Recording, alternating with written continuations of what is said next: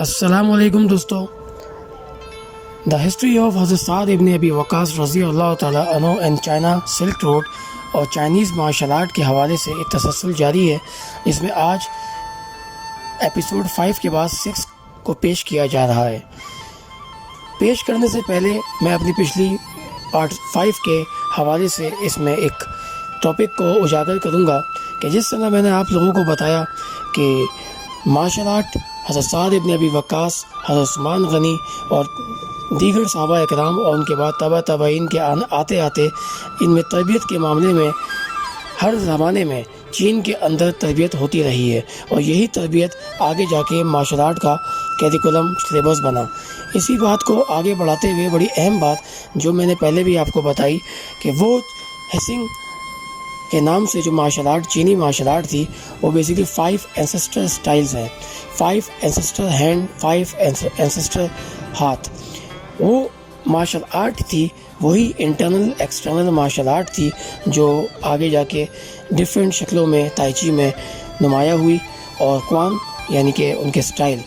بنے. یہ وہ کوان نہیں جو کوریا کے اندر KWON کوان ہے، اسے اسکول کہا جاتا ہے. یہ QUAN کوان چائنیز میں ہے جسے سٹائل کہا جاتا ہے، سسٹم کہا جاتا ہے. اور یہی سسٹم آگے جا کے کراٹے میں سرا گیا. کراٹے میں کس طرح سرا، اس سے پہلے میں چاہوں گا کہ یہی تعلیمات، یہی علم، یہی تاریخ آپ کو پہلے چین کے حوالے سے پتہ چلے اور اس کے بعد اوکیناوا جاپانی اور حقیقی کراٹے کس طرح وجود میں آئی یہ بھی آپ تک پہنچایا جائے، سوائے اس بات کے کہ یہ چیز صرف ایک ملک کے تحت نہیں بلکہ صدیوں کا سفر کرتے ہوئے ملک سے ملک ہوتی ہوئی آئی. اس کے آباء و اجداد کون تھے یہ بات چھپی ہی اس وجہ سے کیونکہ یہ ایک ملک کی پیداوار کبھی تھی ہی نہیں. یہ ہر ملک سے ہوتی ہر ملک میں اپنی ایک شکل اختیار کرتی رہی اور وہی اسٹائل آگے جا کے لوگوں کی طریقت بنتے چلے گئے. آئیے چائنا کی طرف چلتے ہیں.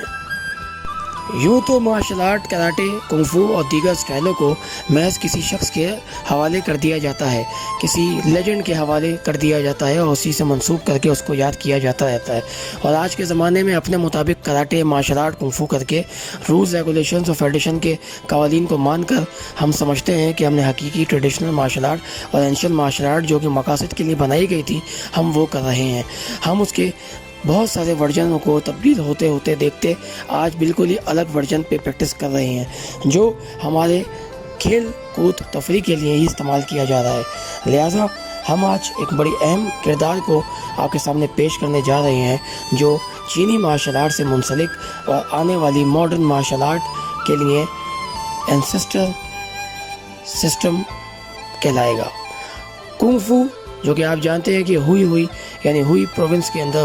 ہوسی چینی مسلمانوں نے قبول کیا تھا اور ان کے مدرسے اسکول میں نصب سماجی زندگی اور مذہبی زندگی کا حصہ بن گیا تھا. خاص طور پر تہوار کے جو موسم آتے تھے یعنی رمضان، عید الفطر، روزہ افطار کرنے کے دعوت، عید الاضحیٰ، قربانی، عید اور عید الميلاد النبی پیغمبر کی ولادت کا دن جسے کہتے ہیں، ہوسی برادری ان تقریبات کے لیے مساجد کے صحن میں سب جمع ہوتے اور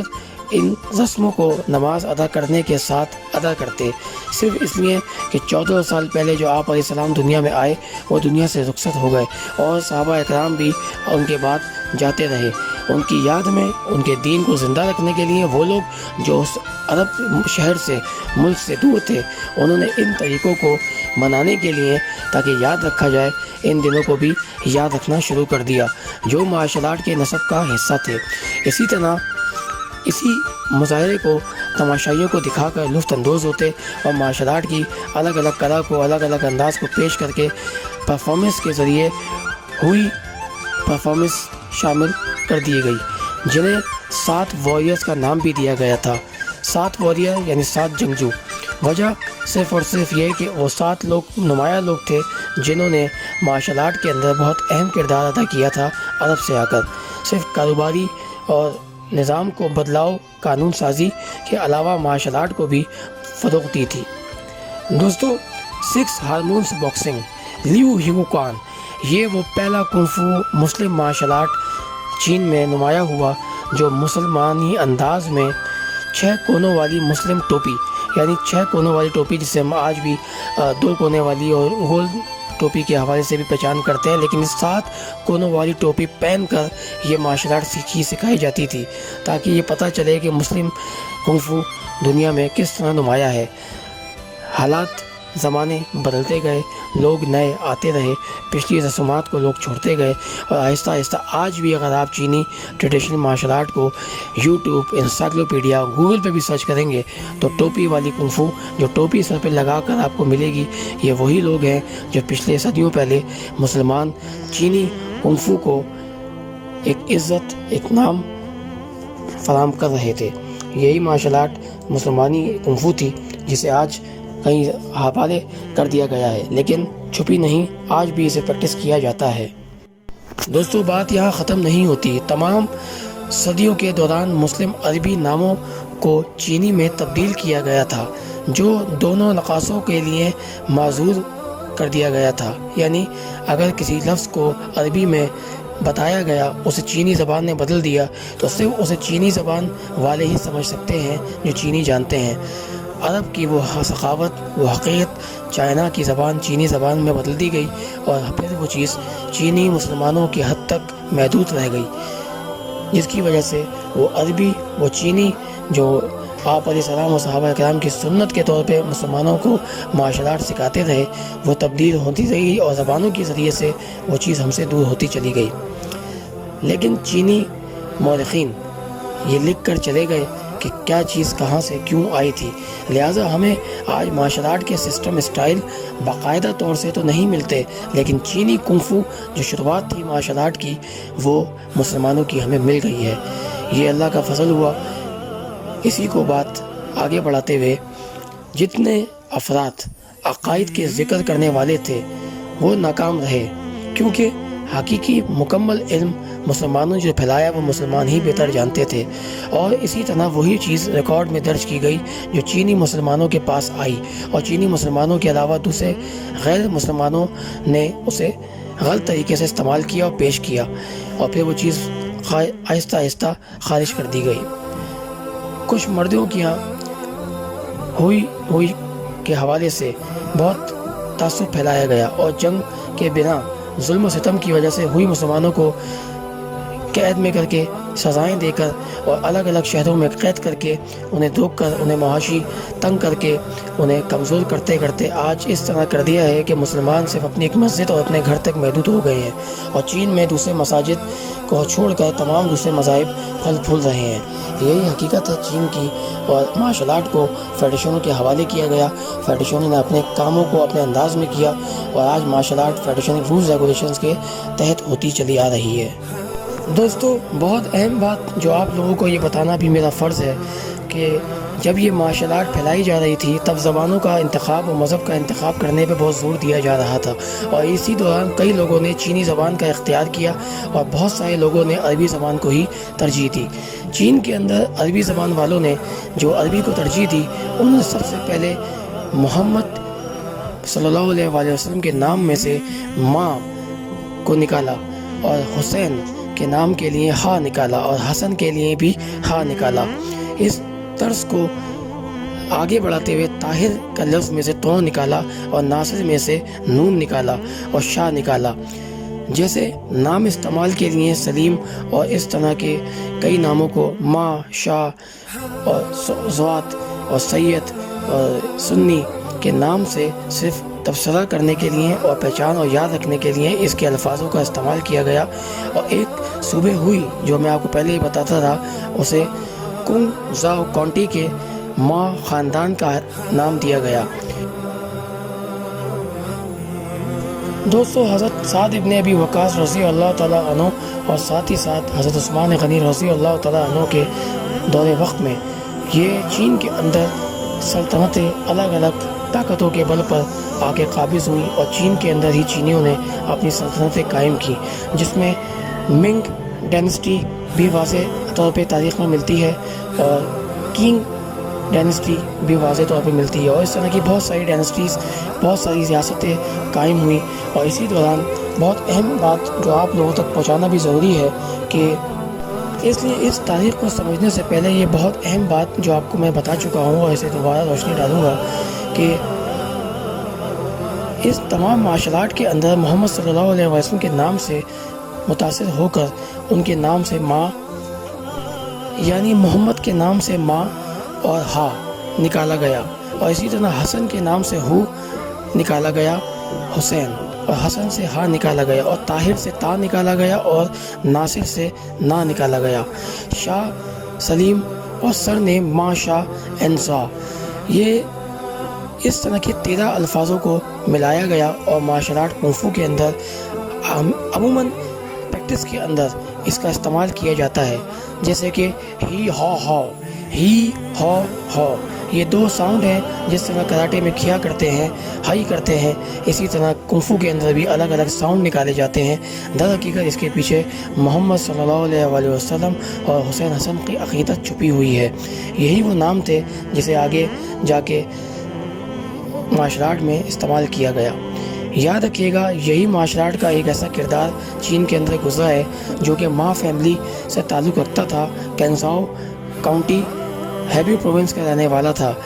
در حقیقت ایک لیجنڈری ماسٹر محمد ما ہو چینگ ہو جو مشہور تھا ایز زینگ ہی کے نام سے چین کے اندر، جو کہ 1371 to 1433 عیسوی میں مشہور ہوا 7 فٹ نیول ہیرو کے نام سے، اور ایکسپلور کے ساتھ ساتھ مارشل آرٹ ایکسپرٹ بھی تھا یونان کا، یہ سفر بھی کرتا تھا، اسی لیے اس کا نام ایکسپلورر کے نام سے مشہور کیا گیا۔ تو دوستو، جس طرح میں نے آپ کو بتایا کہ کنگ ڈائنسٹی اور منگ ڈائنسٹی اپنے اپنے زمانوں میں آئی، اسی حوالے سے ایک ممتاز منگ ڈائنسٹی کا ایک فوجی جو حکمت عملی کے تحت جنرل کیو چونگ کونگ نے اپنے مارشل آرٹ کلاسک چکساؤ شینشو میں منگ خاندان کے واسطے ایک دیر تک دوران لمبا کر کے ہان ما شاہ خاندانوں کے زیر اہتمام اس مارشل آرٹ کی لڑائی کو 3 اسکولوں میں فضیلت یعنی ریکارڈ کرایا گیا، اور مزید ہر آن مرحوم منگ خاندان نے ہوئی شی بازاؤ کے اس معاملے کو، مارشل آرٹ کو، اس کو مشاہدہ کرنے کے لیے لوگوں میں عام کرنے کی کوشش کی تھی۔ ہوئی کے لڑنے والوں نے 18 مٹھی سے لڑنے والی ایک مشق کو زندہ کیا اور بہترین جنگی مشقوں کو سمجھنے کے لیے سمجھانے کے لیے ایک ترتیب دی، اور بعد میں ہو کوان زینگ اونچوانگ میں شامل کیا گیا۔ فلور باکسنگ پر ایک جنرل ٹاک مشہور شاولن ہیرو گان فین گنچی کی طرف سے لگایا گیا۔ باکسل نم یہ وہ اسٹائل بنا جو آگے جا کے ہوا کوان فلور باکسنگ کے بانی بنے۔ گان فنچی چینی لوگ کہانیوں میں ایک مقبول شخصیت بھی مانے جاتے ہیں، اور دوسرے شاولن کے پریکٹیشنرز کے لیے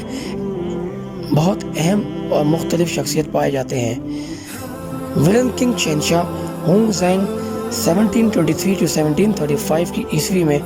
ووشو اسکولوں نے بھی ان کو آخر میں اپنے نسب کا حصہ مانا، اور اس خاندان کو ان کے خاندان کے دوران بھرپور طریقے سے ان کو ابھارا، جن میں سے کچھ مسلم ووشو کے ماسٹر تھے اور کچھ چینی اپنے ماسٹروں کو اس میں قائم کر سکے۔ دوستو، لڑنے کی ٹیکنک صدیوں سے مسلم خاندانوں کی میراث رہی ہے، اور اسے زندہ رکھنے میں مسلمانوں کا سب سے بڑا کردار بھی رہا ہے۔ جیسے کہ اپنی پچھلی ویڈیو میں بتا چکا ہوں کہ یہ تمام سیکیورٹی کے نظام قائم کرنا اور اس کی پشت پہ کھڑے ہو جانا، اسے مضبوط کرنے میں صرف مسلمانوں کا ہاتھ ہے، دوسرے کسی اور مذہب کا نہیں۔ چاہے حکومت جس کی بھی ہو، مسلمانوں کا کردار بہت واضح رہا ہے۔ آج بھی اس پر عمل کیا جاتا ہے۔ گرینڈ ماسٹر سے لے کر ان کی پیدائش مثال کے طور پہ 1932 کے مطابق صرف 4 زندہ ووشو ماسٹر میں سے ایک ناؤن دوان اعلیٰ سطح کے حاصل کرنے والے اب تک کے سب سے بڑے ماسٹروں میں شمار ہے، جن کو نیزے بازی کی فائٹ ٹیکنک کو لے کر آج اس 1932 کی دہائی میں سب سے زیادہ مشہور اور سینئر جو 9 ڈان یعنی 9 ڈوان کے نام سے ڈگری حاصل کر سکے، اور سب سے جوان ماسٹروں میں صرف ایک نام مسلمان گرینڈ ماسٹر کا واضح ہے، وہ ہے ما زیاندہ، جس پر ایک واضح ویڈیو پہلے بنا چکا ہوں۔ یہ سب سے زیادہ ہائیسٹ لیول کے ماسٹر رہے اس 1932 کی دہائی میں بھی۔ اس بات کا ثبوت ہے کہ مسلمانوں کا کردار کنفو میں کتنا اہم گزرا ہے۔ انہیں فادر آف گرینڈ ماسٹر بھی کہا جاتا تھا۔ کئی قسم کے گیمز جو چائنا کے اندر مارشل آرٹ کے حوالے سے ہوئے، اس میں ان کا بہت بڑا کردار ہے۔ اور یہ دو لفظ ما شاہ فیملی ویئر مسلمس اوریجن، جہاں ان مسلمانوں نے اس کو پیدا کیا، اور آج بھی ما زیاندہ کے کئی اسٹوڈنٹس منظر عام پر ہیں۔ ما زیاندہ وہ ماسٹر ہیں جن کی وجہ سے فلم انڈسٹری کے اندر جتنے مارشل آرٹ کے مارشل آرٹسٹ کو آپ دیکھتے ہیں وہ بھی تربیت حاصل کر چکے ہیں، جس میں مشہور ترین ہیرو کے ساتھ ساتھ جیٹ لی بھی شامل تھے۔ ہم سے کچھ دوست احباب یہ پوچھتے ہیں کہ چینی مارشل آرٹ کے اندر مسلمانوں کا کردار تو بتا دیا، کیا ان کا آج بھی کوئی حسب نسب موجود ہے؟ ایسا نہیں تو کیوں نہیں؟ تو ان کو بتانے کے لیے سب سے اہم بات یہ ہے کہ تاہم چین کے مسلمانوں نے چین کے بیرونی اور اندرونی حملوں کے نتائج پر ہمیشہ صدیوں تک اندرونی کشمکش میں رہے، اور جبر، دباؤ اور مظالم کے حوالے سے اور تباہ کن مظالم کا سامنا کرتے رہے، اور ساتھ ہی ساتھ المسعودی 957 عیسوی میں رپورٹ کی گئی ڈیٹیل کے تحت بہت خطرناک مسلمانوں کے قتل غارت اور نسل کشی کے اوپر کم از کم 1,20,000 مسلمانوں کو قتل عام کیا گیا، اور خطرناک انداز میں، تکلیف دہ انداز میں اسے اس وقت کے بادشاہ کنگ ڈائنسٹی کے حوالے سے ظلم و ستم کا سامنا کرنا پڑا، اور اس طرح سے آج تک چین کے اندر مسلمانوں کو ظلم و ستم کے ساتھ ساتھ ان کے قانون سازی کے نیچے دباؤ کے اندر آنے کے لیے مجبور کیا جاتا رہا ہے۔ دوستو، 1644 عیسوی کے دوران منچس کی طرف سے سخت حکمرانی بھی تھی، جو ہان کی اکثریت کے برعکس اقلیتی گروہ سے زیادہ پائے جاتے تھے۔ مسلمانوں کی ہان سے الگ کر دینے کی وجہ سے چینی زبان سیکھنے سے انکار کر دیا تھا، جس کی وجہ سے دونوں برادریوں کے درمیان دشمنی پیدا ہو گئی تھی، جس کے نتائج کہ اس میں منچس کی سیاسی سازشوں اور قتل و غارت کی وجہ سے مسلمانوں کو وفاداری کے باوجود ان پر سخت ظلم کیا گیا تھا، اور مسلمانوں کے لباس پہننے، عبادات کرنے پر، مساجد کی تعمیر پر پابندیاں عائد کر دی گئی تھیں، اور اپنا سالانہ حج ادا کرنے سے بھی منع کر دیا گیا تھا۔ یہ وہ سارے ظلم ہیں جو کہ مارشل آرٹ کے پیچھے چینی حکم کی طرف سے مسلمانوں پہ کیے گئے تھے، جس کی وجہ سے آج پوری دنیا میں ہر جگہ مسلمانوں کو اسی ظلم کو ستم کی وجہ سے اپنے بہت سارے عقائد، اپنے بہت سارے کاموں کو کرنے سے روک دیا جاتا ہے، اور ہماری تاریخوں کو لکھنے کے بجائے مٹایا جاتا ہے۔ ہم سے سوال کیا جاتا تو ہم ہمیشہ خاموش رہتے تھے۔ ریسرچ کی بنیاد پر آج ہمارے پاس جواب ہے، اور ہم بخوبی جواب کے ساتھ عملی پیغام بھی دے سکتے ہیں۔ لہٰذا اپنی اگلی ایپیسوڈ میں انشاءاللہ مزید